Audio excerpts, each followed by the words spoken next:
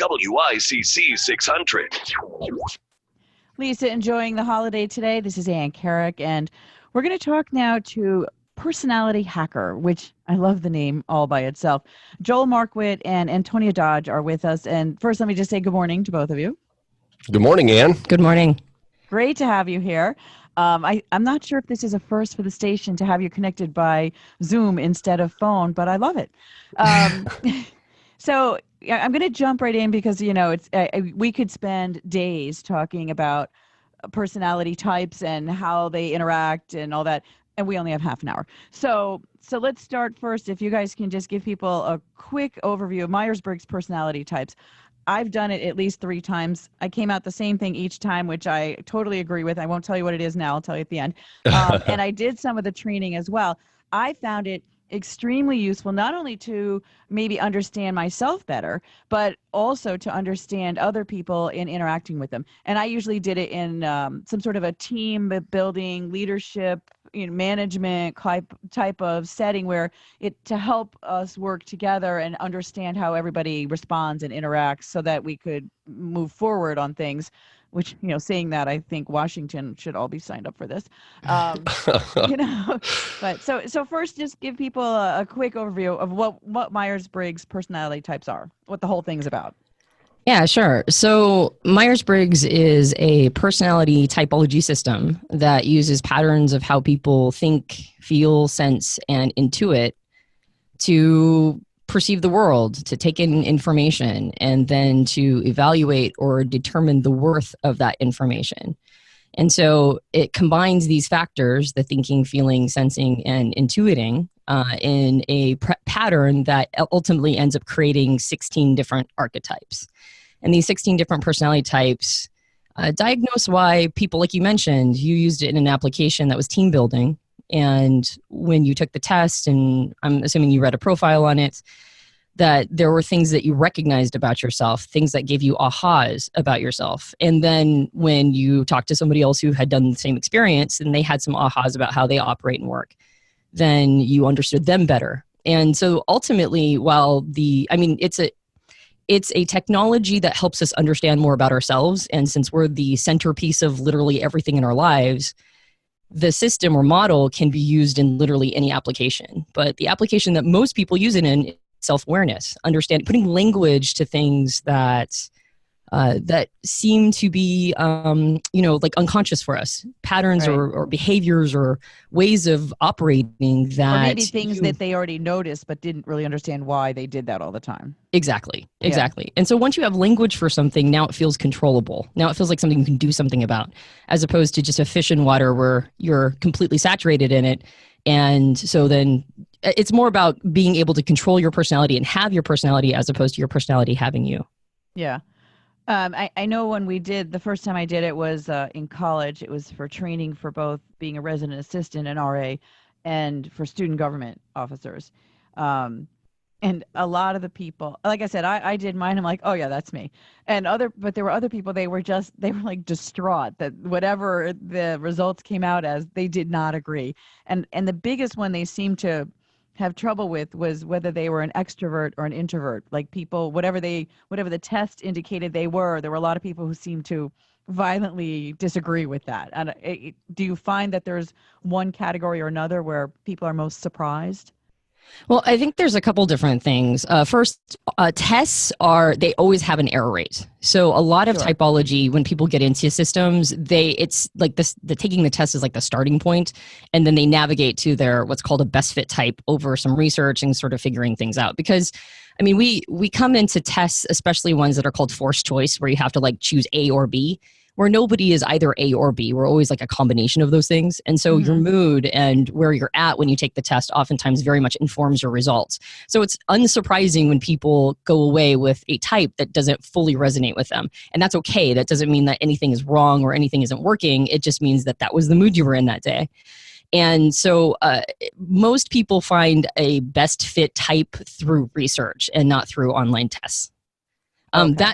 That said, the thing about extroversion, introversion, especially recently in recent times when they've had what I would call like an introvert movement, where everybody has now gotten this concept of extroversion and introversion in sort of the collective unconscious. And a lot of people are very much identifying as introverts these days. And I think it's because, number one, we live in a very extroverted culture. And so we're all trained to be extroverts and to live, sort of louder than maybe some people would like to. And we identify very strongly with that, or we identify with the fact that we hate that. We hate that the culture requires this of us. And so when we get test results back that tell us that we're extroverted when we feel like we're an introvert or vice versa, sometimes that can be unsettling. Oh, okay. But what's nice is that, so a lot of people that are familiar with Myers-Briggs are familiar with like the 4-letter code, like ENTP or ISFJ. Right. But really, it's built on a foundation of something called cognitive functions, which is rooted in the work of Carl Jung. And those cognitive functions are different ways that the mind is wired to take in information and make decisions on it. And the reason why I'm mentioning that is that there are 4 introverted functions and 4 extroverted functions. And all of us have a combination of these things. So in reality, all of us are both introverted and extroverted. That's how everybody is. That's how we are all wired. And that makes sense because all of us have to have a way to engage with our inner world and understand who we are. And all of us need to get outer world feedback. Otherwise, we, either direction would be pathological. So when people go, no, I'm more introverted than extroverted, or I'm more extroverted than introverted, but see both things in them, that's because both things are operating them all the time. And that 4-letter code is basically an oversimplification to try to point to those cognitive functions and the sort of the deeper wiring of how people are operating. And I think this is one of the reasons why people get really sort of fussy about the concept of personality types and don't like things like typology systems because they think that it puts them in boxes. But particularly with Myers-Briggs, that 4-letter code is actually, it's like a decoder ring to get to that deeper wiring. And I think more and more in like Myers-Briggs communities, those cognitive functions are becoming the thing. So when you took the test and you did it for team building, everything that's going to be on a team building or on an application that's business oriented is going to stay with the absolute most shallow layer because you're dealing with a whole group of people and you're trying to get a lot done in a small amount of time.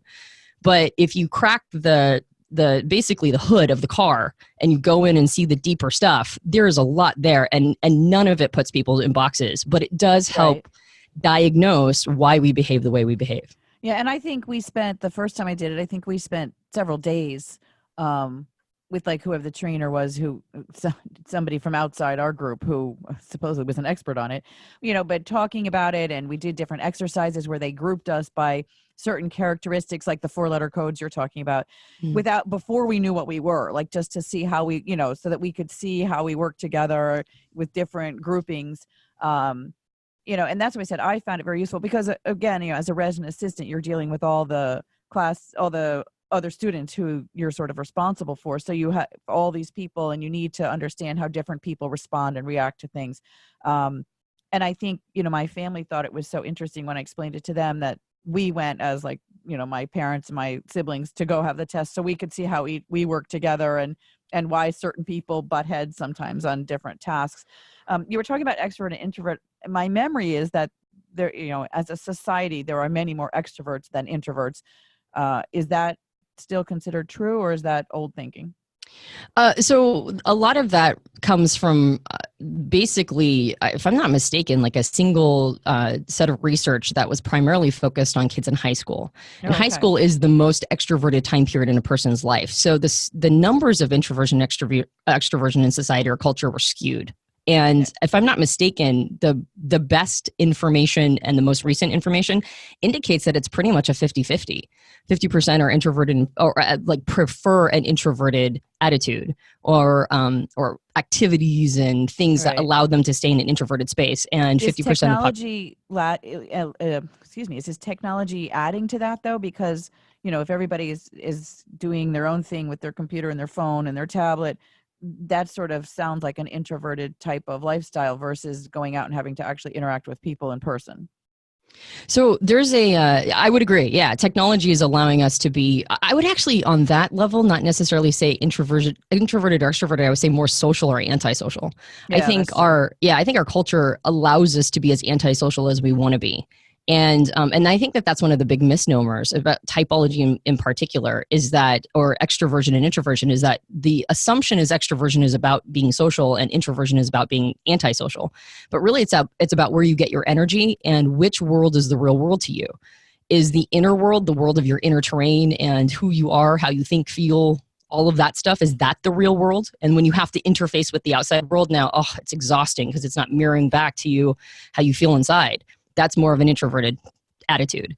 And I'm glad you brought that up because a lot of people do think introvert like you are unable to interact with other people, which is not at all what this means. No. And extroversion is more that the outer world is the real world.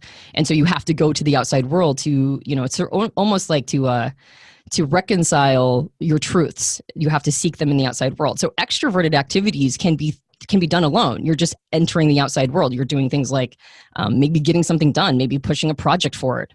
Maybe you're out hiking and you're in nature in the wilderness. These are all outer world activities as long as that's where the focus of your attention is. Whereas introverted activities are anytime you're going into your inner terrain. So an introverted person, particularly one with high emotional intelligence, can be quite social and really gracefully social and enjoy social interactions. It's just over time, they need to go get some alone time to go back into that inner terrain and vice versa. To recharge. Exactly. And extroverted people can be quite awkward and not know how to engage in the social world because maybe they're focused on something that isn't social when they go to the outside world. So they just haven't clocked any time engaging with people. But that doesn't mean that they don't enjoy quote unquote outer world activities. So I think that concept of introversion, extroversion being entirely about shyness or bombasticness or your sociability. I think that's kind of old thinking. The newer, most I would say cutting edge understanding of these things is more about how your mind is wired. Introverts go through more processes when they take in information. They have like sort of more neural connections that their information has to be processed through. So they have a tendency to think a little longer about things. And so there's mind wiring in there, brain technology in there that informs some of this stuff that really doesn't have anything to do with your people skills. Okay. Because we're never going to cover everything here. I just want to remind people that you all do a podcast. Are these the kind of topics you focus on most of the time with your podcasts? Oh, yeah. Yeah, we talk a lot about this. We do a weekly podcast, and we usually take some kind of a topic related to personality types. And we usually do it through the lens of personal growth. How is this going to help you navigate your life in a better way? How are you learning information, making decisions in your life, and interfacing with other people that's going to grow you as a person? You're going to feel better about yourself. You're going to feel better about the people in your life. You're going to understand the people in your life better. And that's definitely what we focus on every week on the show. Okay. So I just wanted people to know, like, we're never going to fit it all into half an hour here today, but they can go listen more in depth and I'm sure you're breaking it down into different pieces. Sure. We also have a book too. That's easy to just read some stuff too. That's great. I don't have to do that. You just read the book. Yeah, there you go. The other thing I wanted to make sure we mention is, a lot of times people think it's some sort of psychology test to see like if you're crazy or have mental illness or something, as if it's a screening process that an employer might use to eliminate you. And that's not at all what this is about. No. I mean, if you think about it, Ann, there's not 16 personality types, right? I mean, there's over 7 billion people on the planet. There's over 7 billion individual personality types. And yeah, this isn't designed, and I don't think that an intelligent employer, somebody that wants to use this effectively, isn't going to use it to try to screen. So, well, that person's this type. I don't like those people. In our consulting work with different companies, we definitely help them understand, like, this is a great tool for you to round out your teams, to find the people that maybe there's blind spots, because different people have different skills they bring to the table. Look, you're missing this whole group of people over here. Why don't you hire some people here to fill in the gaps where you kind of keep, we tend to, I think, as managers, hire people like us that we like, that we get along with, but then we sometimes have lopsided teams. So it's really a tool to actually stretch out and broaden who we hire. It's not to try to, we encourage our clients not to use it to, obviously it's illegal as well, but to vet people and not allow them into a company. That's cool at all. My point was if like a potential employer asks you to do this test, not to think that they're looking to see if you're crazy. They're really just trying to see how you process information or something. Yeah. And there's others out there. I mean, I kind of picked Myers-Briggs because that's the one I'm most familiar with, but there are some others. I've noticed for me personally, because I've had to do different ones at different times, that now if I do it, I feel like, I'm reading too much into each question. I'm like, oh, well, that's an EI question. And then this one is an NS question. In other words, because I've done it too many times. You know what I'm saying? Exactly. Where I feel like, oh, if I answer that, like, I think that's going to make me look like this. Like, well, then it's like I lose track of what was my real answer. I have no idea anymore. Well, and I think that's the challenge, is that we massively overvalue what the test is going to spit out to us. And so then it becomes all about the test and taking the test and what are going to be the results of that.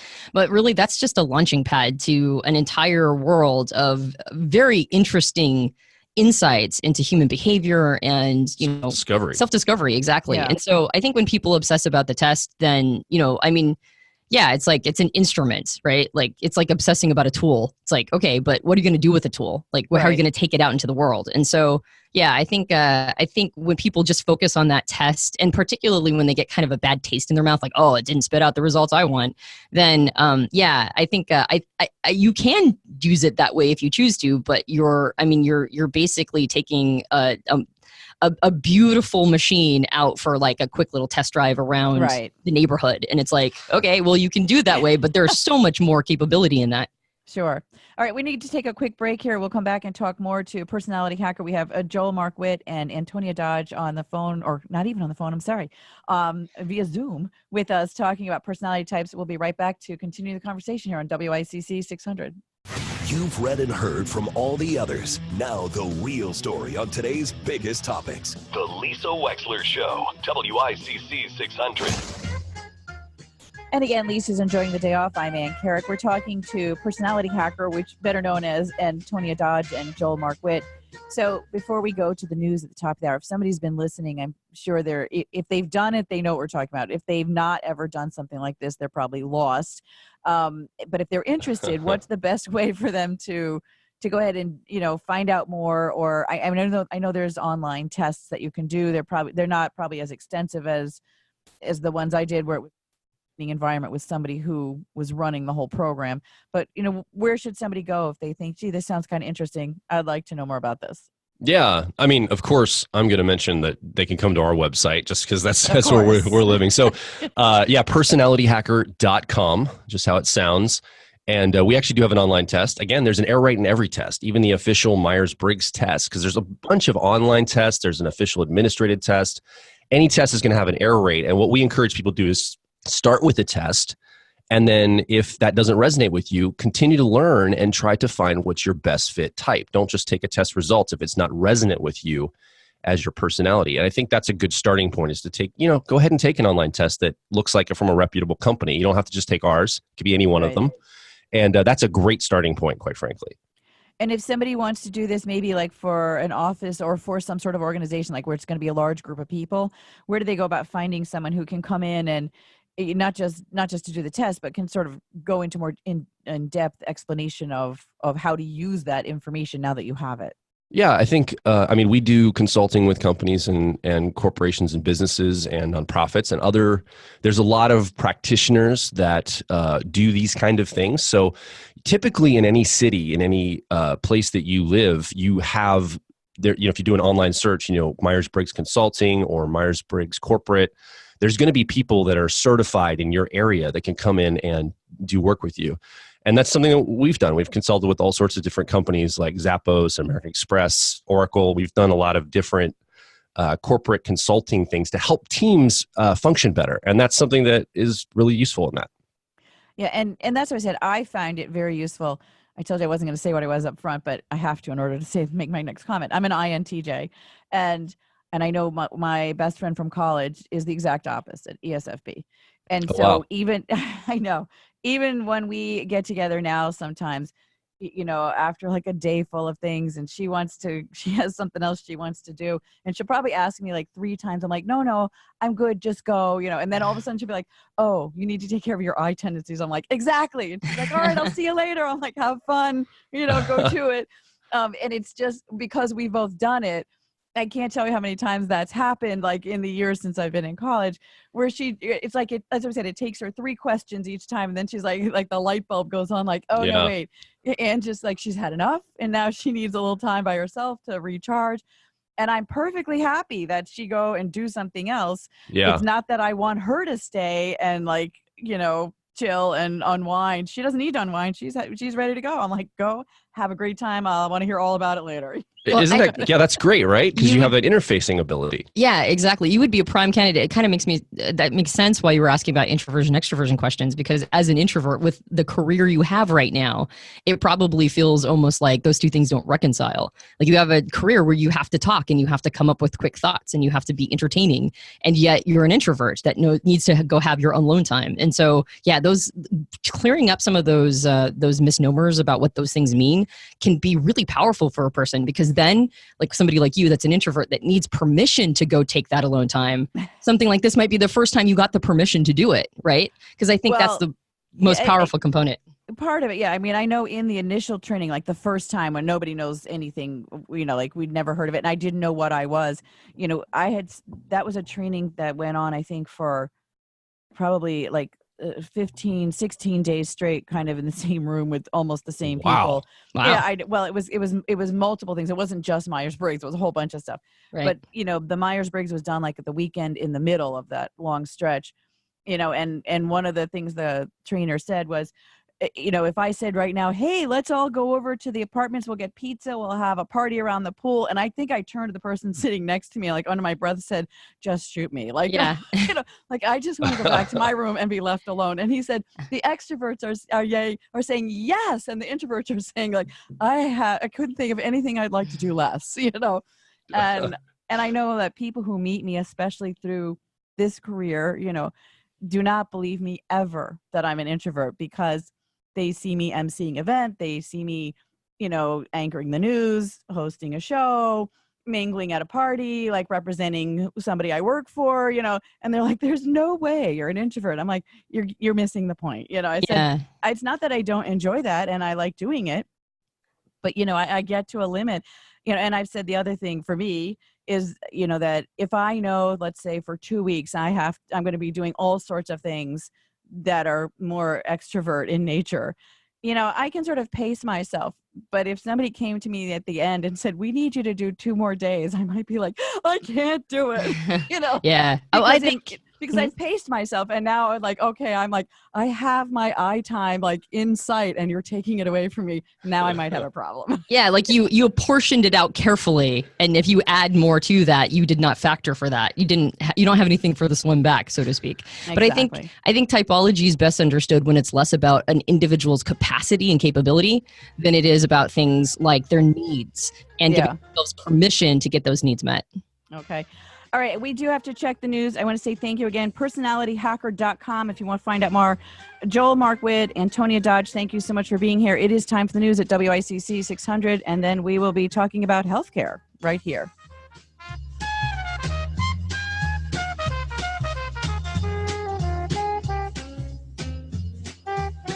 WICC Bridgeport, WEBE HD2 Westport. Locally owned by Connoisseur Media, Southern Connecticut's news and information leader.